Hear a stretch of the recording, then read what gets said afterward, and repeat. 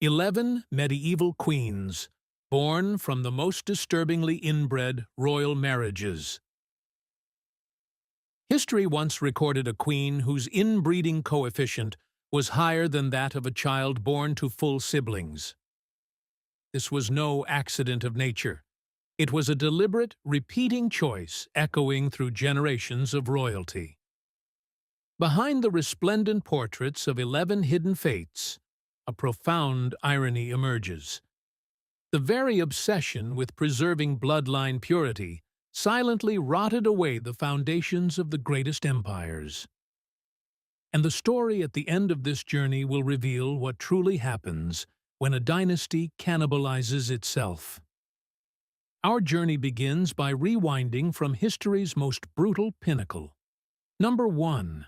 Maria Antonia of Austria, 1669 to 1692.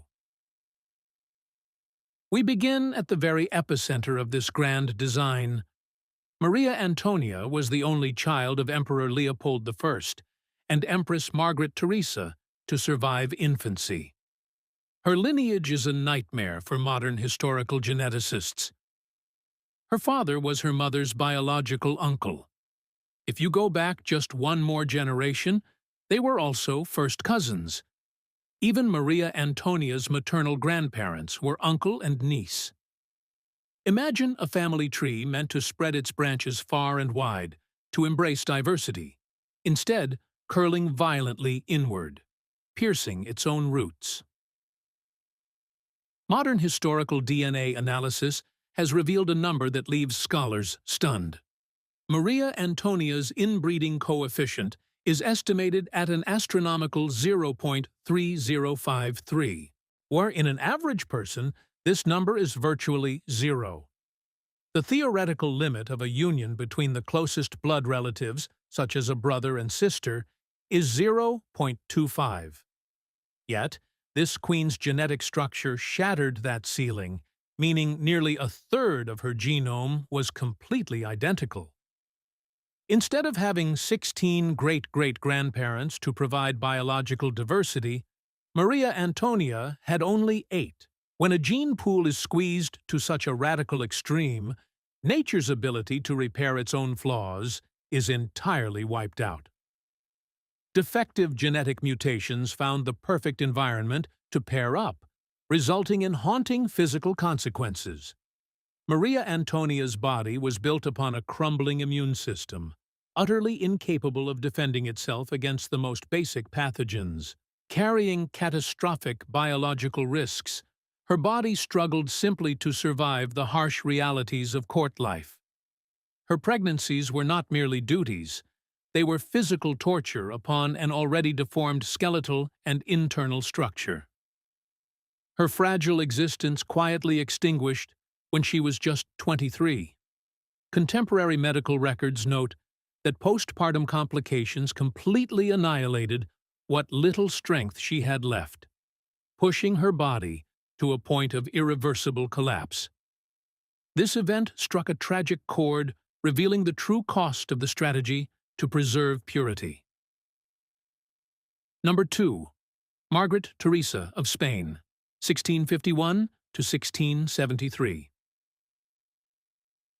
Maria Antonia's mother was Margaret Teresa, who, through the masterful strokes of Velázquez in the iconic painting Las Meninas, the princess appears as the captivating center of attention, draped in billowing silk with innocent eyes. However, behind that exquisite canvas lay severe physical deformities, expertly masked by the court painter's visual sleight of hand. Internal dispatches from foreign ambassadors of the era described the princess as having a highly abnormal lower jaw structure. This was the hallmark trait modern scholars refer to as the Habsburg jaw.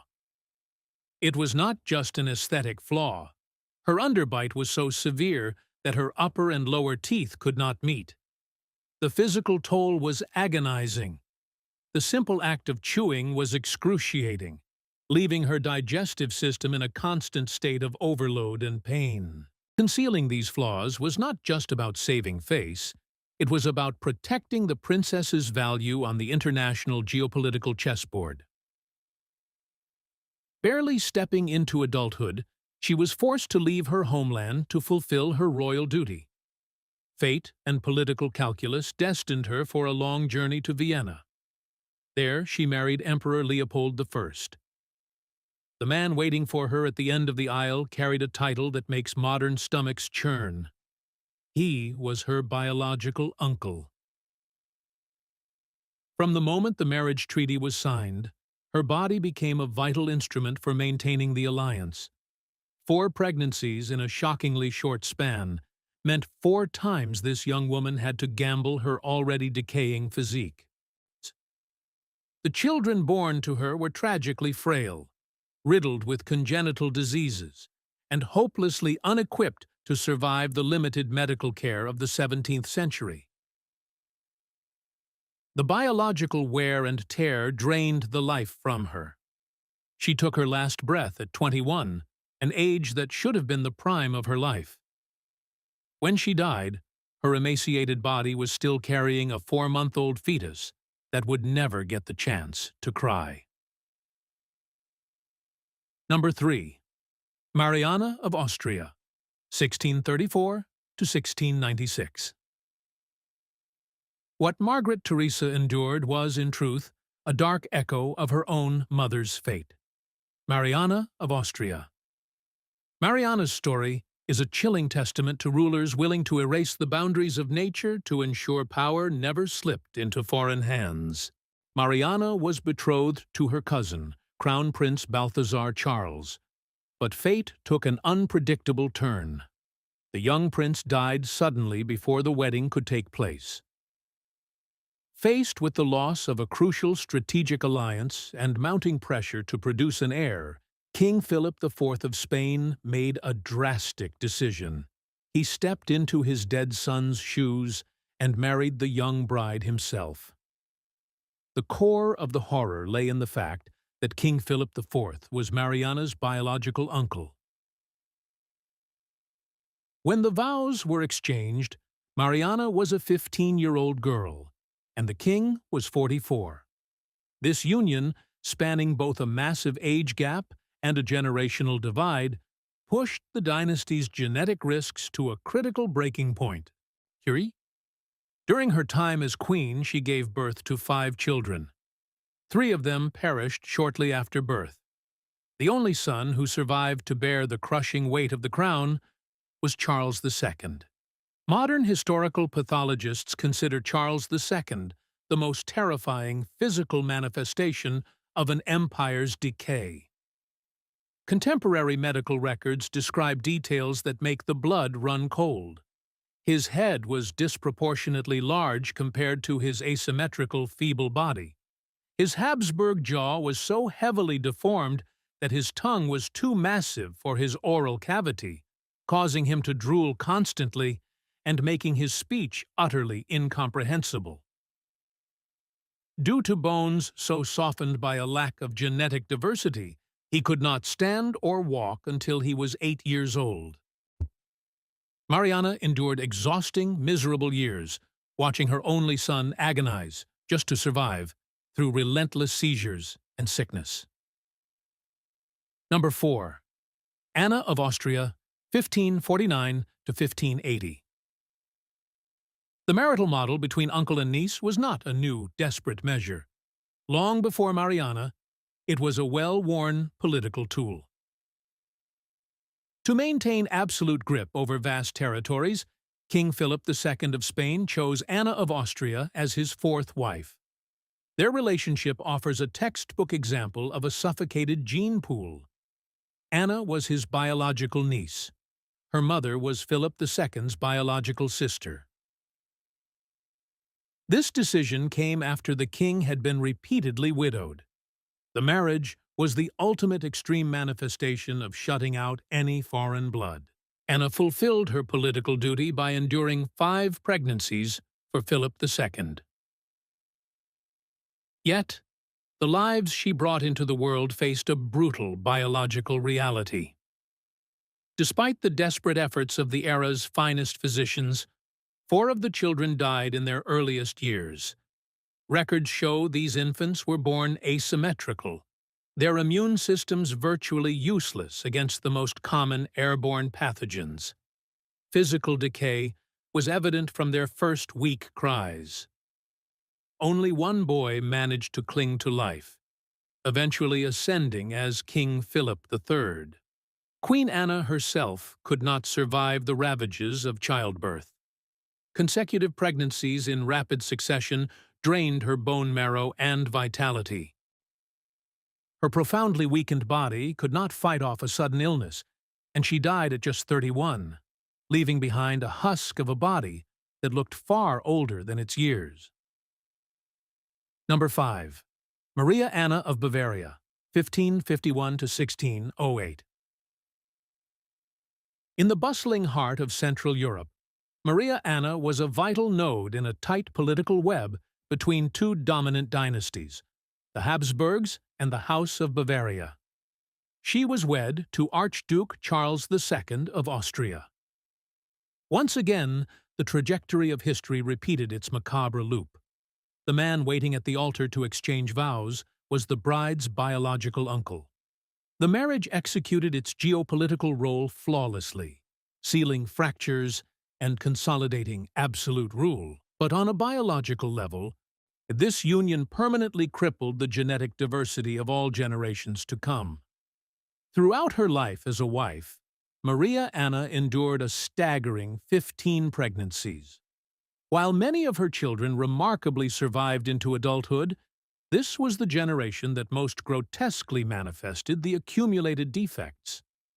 Their facial structures were unnaturally elongated. Drooping lower lips and heavily protruding jaws prevented them from closing their mouths, subjecting them to endless respiratory and dental agony. Modern scholars analyzing royal medical records theorize that forcing consecutive generations into these incestuous loops planted a biological time bomb. Defective gene sequences cloned themselves, carving out offspring who were lethargic, deformed, and living in constant pain. Confronted with this grim reality, the emaciated bodies and the undeniable physical deformities, all the ultimate earthly privileges seemed meaningless. When looking at the devastating price paid to fiercely guard localized interests, what do you think of the perfection and purity our ancestors worshipped? Was this closed bloodline a divine privilege, or a cruel physical death sentence they pronounced upon their own descendants? Leave your thoughts in the comments below so we can discuss. And prepare yourself, because the horror does not stop at uncle-niece marriages. Even generations with seemingly more balanced ties could not escape nature's vengeance. Number 6. Maria Teresa of Spain, 1638 to 1683. We now pivot to an insidious level of entanglement, the double first cousin model. In 1660, Princess Maria Teresa of Spain was married to the man hailed as the greatest monarch of France, the Sun King Louis XIV. This marriage was the linchpin to end a grueling conflict between the two nations. Diplomatically, it was a monumental triumph. But beneath the surface, these two titans at the absolute pinnacle of power were bound by a suffocating web of ancestry. They were not just ordinary cousins. Maria Teresa's father was the biological brother of Louis XIV's mother, and inversely, her mother was the biological sister of the French king's father. This perfect, inescapable cross-stitch meant the king and queen shared the exact same 4 grandparents. At the opulent Palace of Versailles, where every standard of beauty and extravagance was set, Maria Teresa's heaviest burden was to birth a dauphin. 6 pregnancies over a grueling decade were 6 brutal gambles with her body. Yet, through all the crushing expectations, only the Dauphin Louis managed to survive the fragile years of infancy into adulthood. The other 5 children died young, bearing the haunting physical marks of genetic decay. Historical records reveal these infants arrived with crumbling constitutions, skin so pale and translucent you could see the sickly blue veins beneath. Their chests were deeply sunken, their breathing agonizingly labored, and their skeletal frames too soft to support their own heads. The consecutive deaths of these withered infants left a gaping, silent void in the Queen's heart that no royal privilege could fill. She lived her final years in profound isolation, wandering like a ghost through the vibrant halls of a bustling palace. She bitterly accepted her reality as she watched the king's robust, healthy, illegitimate children grow stronger every day. Number 7. Maria Anna of Spain, 1606 to 1646. The repetition of defective flesh in the delivery room was no anomaly. Decades earlier, another woman named Maria Anna fell into the exact same trap. To serve geopolitical strategies, she was forced to leave Spain for the freezing Hofburg Palace in Vienna. The groom awaiting her was the future Emperor Ferdinand III. Their relationship once again deepened the dynasty's entanglement. They were first cousins. Her core mission in this foreign land was to continue forging the chains of alliance, ensuring not a single inch of territory slipped outside the grasp of those sharing the same ancestors. 15 years of marriage meant 15 years of relentless reproductive duty. 6 pregnancies meant 6 encounters with the Reaper. Despite receiving the era's absolute best care, only 3 of her children survived infancy, and even the most heavily anticipated crown prince died in his youth due to a fragile constitution, bearing the dynasty's signature facial deformities that constantly obstructed his breathing. The physical erosion from back-to-back pregnancies left Maria Anna no time to heal. Her body was pushed past the point of no return. Her bones weakened. Her organs suffered catastrophic trauma. Finally, she died of pure exhaustion at 40, heavily pregnant with her 6th child. Contemporary medical accounts describe a harrowing scene. Royal physicians performing emergency surgery on the Queen's cooling corpse to extract the child. But that small, cyanotic, and asymmetrical life could survive more than a few breaths. The deliberate repetition of these incestuous marriages slowly stockpiled deep-seated flaws in their DNA, carving undeniable physical deformities into the flesh of the next generation, and spreading the seeds of biological ruin throughout the most magnificent palaces in Europe. Number 8. Anne of Austria, Queen of France, 1601 to 1666. Maria Anna's biological sister was Anne of Austria. Stepping into the French court as a mere 14-year-old girl, Anne already harbored a disastrously complex genetic structure, being the daughter of first cousins. Her ascension as Queen of France was the result of a treaty designed to patch the fracturing relationship between 2 superpowers. In the Parisian court, a place seething with paranoia and the watchful eyes of rival factions, her survival hinged on one brutal metric: producing a legitimate heir. 2. A queen without a successor meant losing all political voice and protection. Modern medical historians theorize that the genetic duplication inherited from her parents was the root cause of Anne's biological nightmare. Royal chronicles confirm she suffered through at least 4 devastating losses. What was expelled from the Queen's body were not healthy children, but unformed shapes, heavy with the defects of a gene pool that had lost its ability to regenerate. Natural selection played out ruthlessly, exposing grotesque physical consequences right behind the velvet curtains.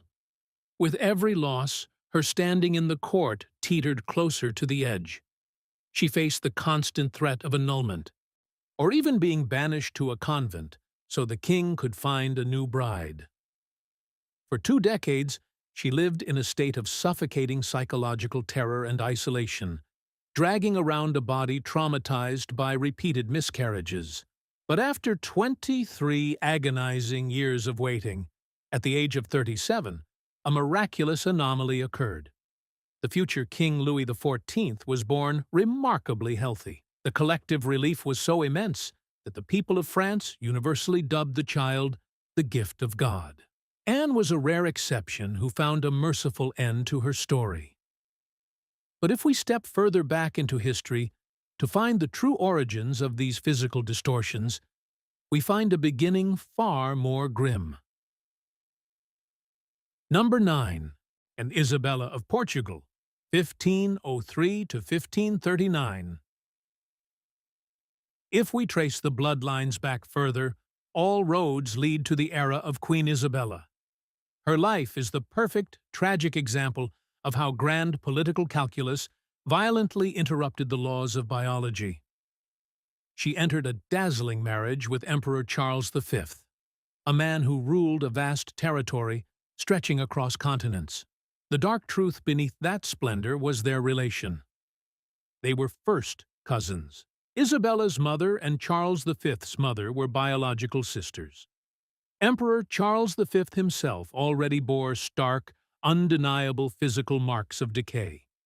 His face was deformed, with a lower jaw jutting so far forward he could not close his lips. This made chewing food an absolute torture, for his voice was perpetually muffled, and he constantly battled oral infections. The union between Isabella and a man already carrying such glaring defects severely bottlenecked the genetic health of all future generations. This decision slammed the door on any new genetic input, choosing instead to hoard and amplify the deformities that already existed. Isabella's singular duty was to act as a vessel, ensuring continuity for a rapidly expanding empire. In the prime of her youth, she endured 7 pregnancies. The calcium and nutrients violently stripped from her body with each birth left her skeletal frame dangerously brittle. In 1539, at just 35 years old, Isabella died from a catastrophic, irreversible infection following the premature delivery of a fetus that had already died inside her. Her sudden passing left the emperor in profound grief, prompting him to wear black for the rest of his life. Yet, her most burdensome legacy to history was the future King Philip II, the man who would inherit this severely corrupted genetic foundation and pass it down to the doomed generations to follow. Number 10. Eleanor of Austria, 1498 to 1558. While Isabella stood in the spotlight, the story of Eleanor, Charles V's biological sister, remains a bitter shadow tale of a woman reduced to a diplomatic token. Her life is raw proof that princesses were merely pawns on a strategic chessboard. She had zero autonomy over her own existence, tossed endlessly between foreign powers. Eleanor's journey began with a coerced decree. She was forced to marry King Manuel I of Portugal. The union was deeply grotesque. The groom was vastly older and, ironically, had previously been married to 2 of her biological aunts. This incestuous web highlights the claustrophobic nature of these alliances. After King Manuel's death, Eleanor's days as a political pawn were far from over. Almost immediately, her brother used her as a bargaining chip, marrying her off to King Francis I of France to temporarily pacify military tensions. This relentless displacement was paired with profound or irreplaceable personal sorrow. The constant uprooting, combined with crushing psychological pressure, eroded her health. Most notably, the children she birthed displayed stark signs of developmental delay, flaccid muscles, and vacant stares, the visible, fleshy consequences of a stagnant genome. In both nations where she bore the title of queen, she lived in cold isolation and neglect. The glaring absence of healthy heirs in Eleanor's branch served as an early warning. Forcing defective bodies to bear the weight of political treaties rarely yields a sustainable future. Number 11. Catherine of Aragon, 1485 to 1536. Finally, to uncover the foundational stones of this tragic chain, we must look to Catherine of Aragon for the biological aunt of Emperor Charles V. She arrived in the foggy lands of England with quiet dignity and an iron will, destined to marry King Henry VIII. Catherine's absolute necessity was not just to be a wife. She was mandated to produce a male heir to anchor the nation's stability. Yet, across 6 heavily anticipated pregnancies, she was forced to swallow her tears in silence, watching as infant after infant left this world the moment they touched the sun. Royal attendants described haunting scenes. Royal newborns arriving not with robust cries, but deathly pale, heavily swollen with abnormal fluid. Modern medical researchers suspect a syndrome linked to blood group incompatibility, where the mother's body produces antibodies that automatically attack and destroy the fetus' red blood cells. However, many specialized scholars argue that the deeply compromised genetic foundation she inherited from Spain acted as a catalyst, turning the Queen's womb into a hostile wasteland that actively rejected life. Out of those 6 pregnancies, only one girl, Princess Mary, survived to adulthood. The absence of a male heir violently altered the course of history. King Henry VIII coldly discarded the woman who had stood by him through 20 years of hardship. This single act ignited a seismic shift. The King of England severed ties with the ancient religious structure in Rome, forging his own church for the sole legal purpose of finding a new breeding partner. Catherine's life ended in lonely exile, far from the center of power.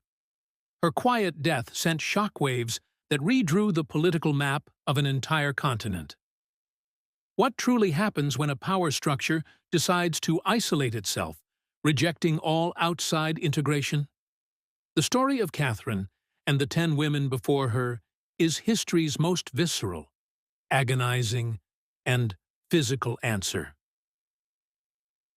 The clatter of royal cradles, once echoing with blessings and the blind faith of an eternal dynasty, has long faded into a suffocating, wordless silence.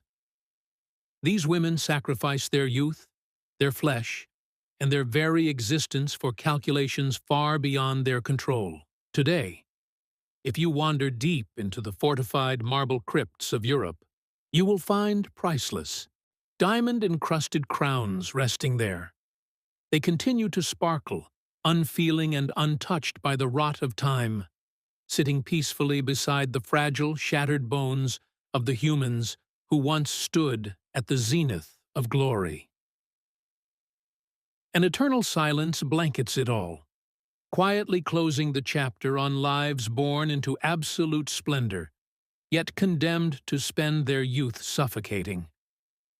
They were forever imprisoned by their own lineage, serving as the ultimate historical proof. No privilege, no earthly power can bend the raw mechanics of nature. Nature always finds a way to retaliate, and sometimes that retaliation takes the form of a heartbreaking silence.